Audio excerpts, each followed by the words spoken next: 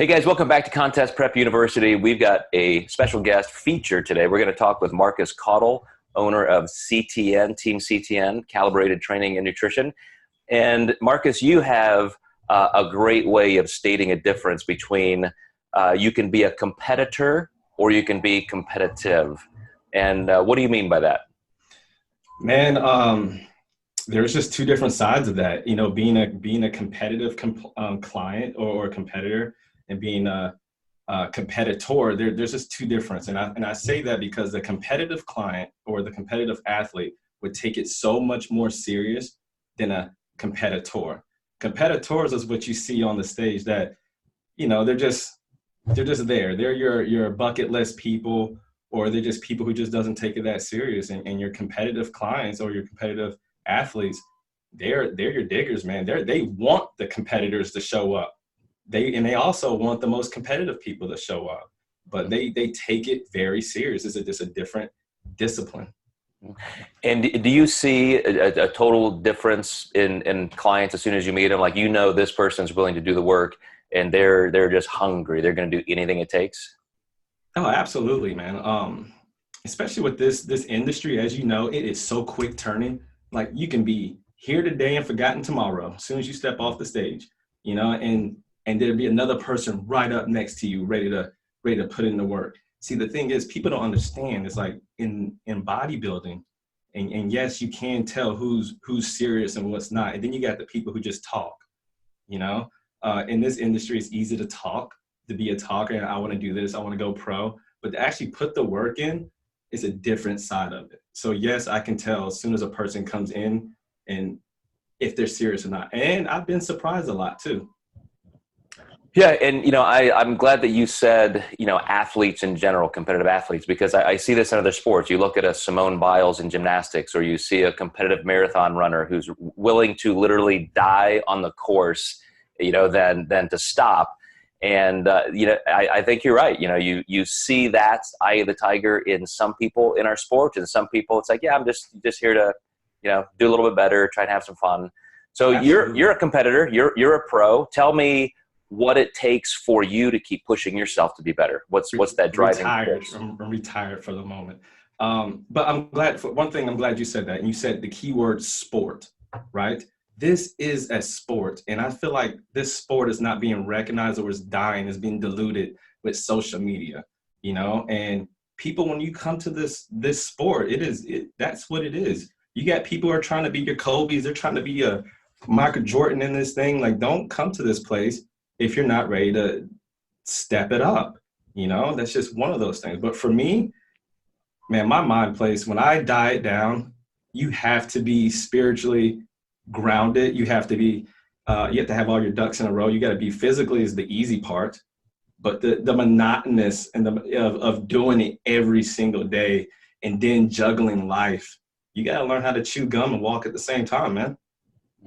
Now, tell me, the last time you competed, because I know when you won your pro card and you were really trying to make some tremendous gains in your physique, was it surprising how hard it was and how deeper you had to go, or what was your experience? Holy shit. Okay, so check this. When I won my pro card, I don't know if you know the story. It was 2013, right? I was stationed in Japan. I was getting ready for it. You knew I was leaving. And I had cross jobs, so I had to go live in a hotel from Japan, leaving everything behind. I had to go to the hotel. I had to go to military school, which is in Ohio, right? And I had to stay in a hotel for 4 or 5 months. No kitchen, just a microwave, right? Had school, had clients, military school, right? And then my kids on the weekend. I was totally maxed out. I don't even know if I'm not a complainer. I just do it, you know? But man, every day, my day was waking up at 4 o'clock in the morning. That was my only window to train. 4 o'clock in the morning to 5:30 in the morning, because I had to be back in school for military.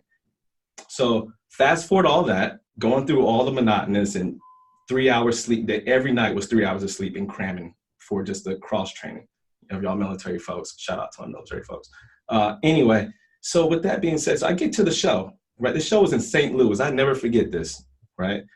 I was always reading about you guys, because I was I read about you for 10 years. That's the first day I met Rich Fitter, met Rich because y'all two used to run the bodybuilding, natural bodybuilding magazine. Mm-hmm. Man, I show up there. I'm the only guy there. Nobody knows me, right? But I am so ready for battle. I'm like, I don't care who shows up. And guess who I see? The person I see who was like in the game was Cliff Wilson, right? I was like, man, I only heard about this guy. I never seen him. And guess who I had to stand next to? The whole time in line, I'm next to Cliff Wilson. And I was like, holy shit. I got to go against the favorite guy in this whole thing. But I already knew the hard work I put in, being in school, being the underdog coming in, driving 4 hours by myself, pulling over, peeing every 10 damn minutes. You know what I mean? You know what it is. And you won though, right? But man, look, I beat Cliff Wilson. And that was super one of the highlights of my thing. Me and Cliff are cool. Shout out to Cliff. But man, I went there. Nobody knew who I was. But the hard work I put in, just the sacrificing, made it totally worth it. Totally. And I mean, you said, there are people who are competitors and they may be at a certain place in their career and they're moving up.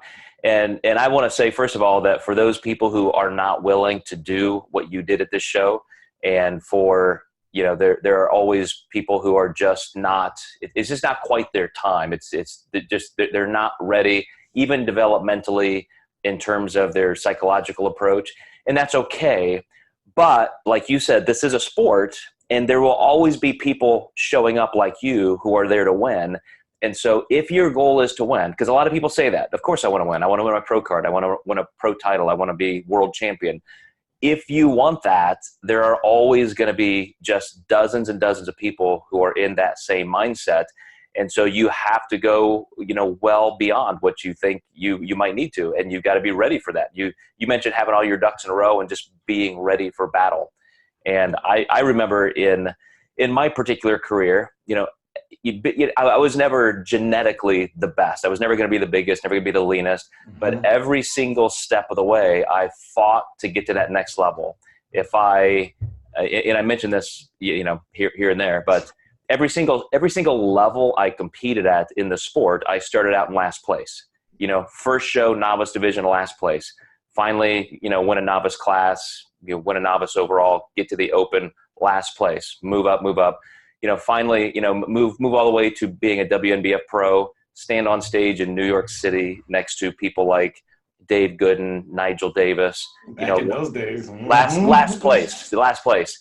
And fight my way up to, a couple top 5 finishes. But, every single step of the way, talk about doing battle. It's not like you just show up and get a participation trophy and like, well, you've worked hard enough. You've been in it this many years, so we'll give you a first place. Like never. I mean, it's absolutely, a process of 6 to 12 months of work to have one shot at winning against people who want the exact same thing. Absolutely. And the thing is, see, the key word athlete, right? I have an athletic background. I played basketball for 21 years, And so I have that mentality of just digging, putting your head to the ground and doing what you got to do. People come into this with no athletic background and they don't understand the mindset to get into that mode. They're going to have a very hard time. I see that a lot. A lot of people who have a difficult time in the bodybuilding world, right, are not athletes. They don't understand the athletic mindset, and they have let social media has just diluted the hell out of the sport of thinking this is easy. This is what it is. And a lot of people don't understand, even if you want to be a fitness model, that's harder than damn being a bodybuilder, man. Like I coach so many fitness models, being ready for a shoot. Somebody agent calls you, you got 10 days. You got 14 days. Can you come today? No? Shit. Next one. Right? Yeah. Same thing with bodybuilding, man. It's just for you and me, athletic mindset, right? If you don't have an athletic mindset, this is not the sport for you. It can be a lifestyle, but not the sport for you. So I've got a couple clients who just hired me, pro bodybuilders who are entering their off season. They're ready to dive in and compete again next year. And we start talking about, all the strategy. Here's what we're going to do for, targeting next year. But I initially placed them right at that point of, you're at the very beginning of off season. Mm-hmm. This is where you have the ability to make change. Yeah. So we've got to talk about training. You've got to absolutely love being in the gym every day. You've got to be fighting more meticulously here than maybe the pre-contest. We're gonna schedule out some physical goals. What's your strength right now in the major lifts? How do you train? We're gonna increase your intensity, which takes some work. We're gonna increase your strength. We're gonna look at everything that we need to build hypertrophy, but from a strength base. And in these conversations, I had to get them both on the phone because it's incredibly technical, as you said, an athletic preparation should be. And there's intensity. Like I'm gonna push these guys harder. If they think dieting is hard and contest prep is hard, this is the breaking point. You have to be able in the gym to do what nobody else is willing to do, because it's every single day from now till the show that it's won. It's not just that one single day on the stage. Mm-hmm. I totally agree with you. And I'm glad you mentioned the off season, because this is where a lot of your non-athletes people fall off. See, the athlete knows what they have to do in the off season. They want to get better. They want to improve everything. They want to cross every dot and dot every dot and cross every T, right? Your non-athlete people, what do they always say? The first thing, if somebody ever tells me I need a break, what does that mean, Joe? You already know what that means, right? 4 or 5 months later, they come back, right? Totally look like they've been at the beginning of everything, or even worse, and they talking about they ready to go back on prep. They ready to diet again. How many times you hear that? And you know me, I'm straight up. And I say, what work have you done? What have you done? You're gonna show up like last year or the same thing, And I think for the non-athletic people, again, bodybuilding is monotonous. It's perfect for introverts. Perfect, right? But if you're trying to go out and do all this stuff and dab in this, go out with your friends, you're not gonna go pro. You may have hit nationals and cracked top 5 or whatever last year, but don't bring that bullshit back next year, because people are on your ass. They are looking at you. I would love for somebody to show up, and I know they're a competitor, and I see them out all the time. I would love that. I would love that, because when I see you, everybody's nice. Bodybuilding's nice, but they really want to rip your head off. They want to win. And yet they want to win. So let's say you've got clients really just in the hardest part of contest prep. It's a grind. They're feeling, not just the hunger, but the depletion. And you've been there, so you know how difficult it is. How do you keep them going to make sure that they're hitting levels that they didn't even know were possible? Man, for a coach, it depends on your athlete. You got to know what makes them tick. A lot of people, they're in it more than just for first place, Mm-hmm. So you just got to find out what makes them tick. But for me, I always check on the athletes. I tell them that they can check in anytime they want. Hit me up. They don't do that for some reason. They just like, oh, they don't do that. They think you're busy all the time when you really are. But you just got to be there for your athlete and give them the truth, man. If you lie to them and tell them they're doing well, they're not, you're doing them injustice. These judges have no feelings. None, so let's just take the show that I seen you at like a couple of weeks ago. That bikini in that class of physique class was stacked, man, stacked. And there was a lot of newer bikini girls that just did pro bikini girls that just did phenomenal, right? And there's a lot of, and I can just tell the hunger was just there. They're hungry, man, and you have, even if you're amateur or pro, if you get laxed, you have become a competitor. You're not competitive anymore. As soon as you let off the gas in this sport, you have become a competitor. And that's just how it is. Who have you seen in the pros or just a friend or somebody who's competed against you that you say this is the perfect ideal of a competitive athlete, somebody who would rather die than lose? Shit, man. You know who the person is? Me, you and I coach this guy. and you coached them more than I have. And the first person that ever pops in my head is Martin Daniels. Holy crap, man. That dude is a freaking animal. I would say another one of my athletes, his name's Nick Austin, right? Incredibly driven. I've coached this guy for 5 years, military, Marine, EOD guy. So he's been through some preps on living in a hole, literally living in a hole, you know? Every time he comes back, ready to grind. Jack Lee Gomez, these are all athletic people. You know, they have athletic backgrounds. I got a girl named Jade Tice. She's switching over to wellness. She has a track background, but holy shit, she looks phenomenal. Our last prep, this girl had a dig, super dig, but you can just tell she went to that athletic mindset and just went back to those track days. You know, she's a sprinter, power lifter. So I think for some people that comes easy, right? Like you're just born type A, you're driven. I mean, you can see, I have 4 kids and I can see in my kids those different personality traits. But for somebody who has at least enough drive to get in the sport and say, man, I do want this, but you as a coach need to give them that little extra edge. What do you say is most key? If you're a competitor listening to this right now and you're like, yeah, I want that. Like that's exactly the kind of fire I want in my gut, but I don't know. Like I've never trained with Martin Daniels, or I don't know what these people are like. Like what would you say? What do you have to do from just a competitive drive perspective to make sure every day is on? Okay, this is super easy. One, you're gonna have to lose a lot of friends, like straight up. You're gonna lose some friends. If you really want this, there are gonna be some people that just don't understand, they just don't get it, and they don't need to. Once you figure that out, you will be fine, right? You gotta have ambition. You gotta accept that it's gonna be hard. See, keyword acceptance, right?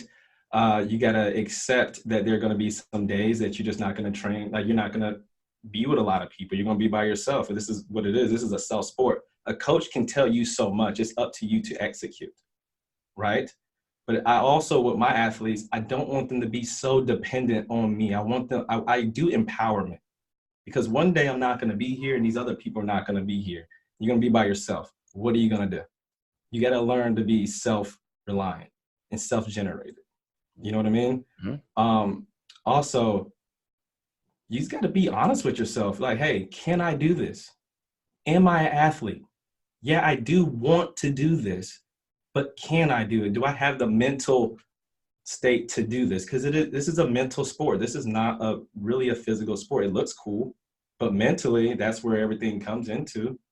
So if you have those things and you have your support system in line, if you don't have a support system, get rid of them, because you're really the negativity is gonna hurt you. I would say that.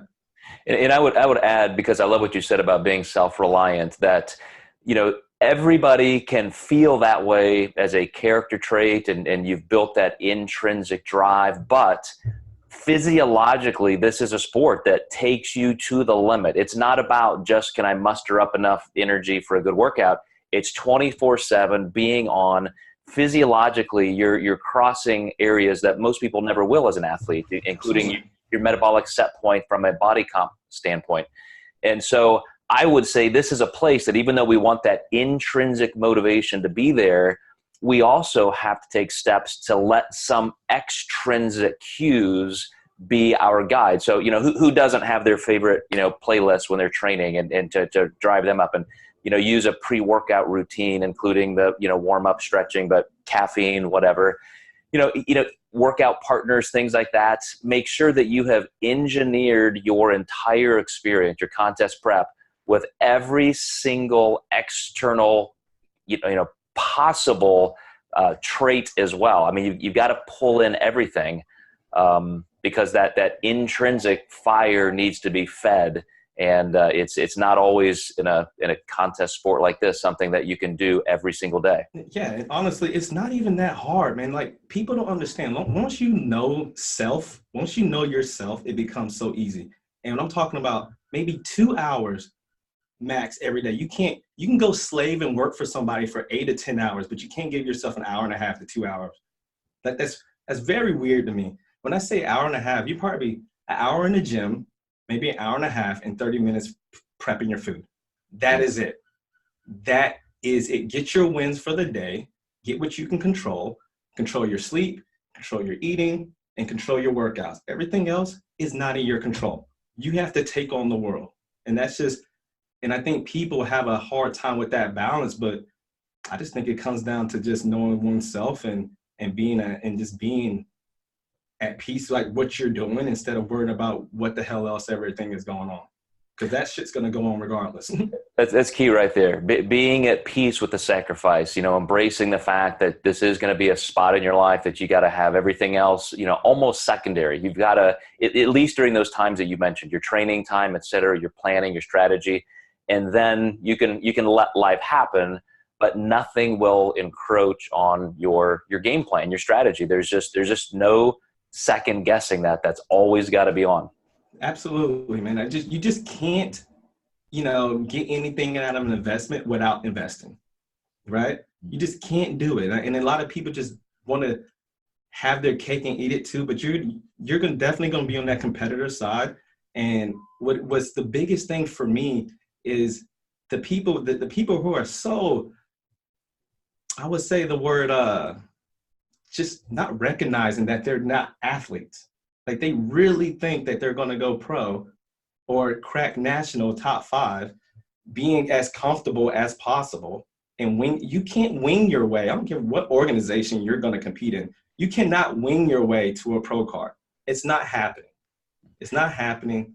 You said something I want to touch on as a way to wrap this up. And that is, when I think of athletes that have just been relentless year after year, day after day, and they never compromise. You kind of juxtapose that against the people who want to have their cake and eat it too. They want to go out with all their friends and do all this stuff. And we would love to say that a lot of this sport and a lot of your prep time can be symbiotic with that. You can have a real life, you can go out to eat with all your friends, you just must eat this way and so forth.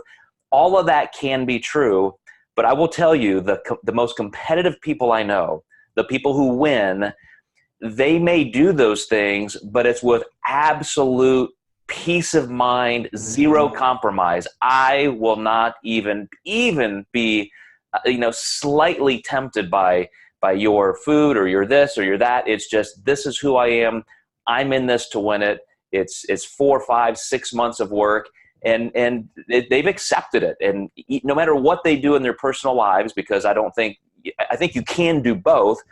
But all of those friends and the family around them just know that when this person's in that winning mode, this is how they're going to do it. And absolutely, you just respect it. You respect it. That comes to what my point of like getting rid of a lot of friends, a lot of people.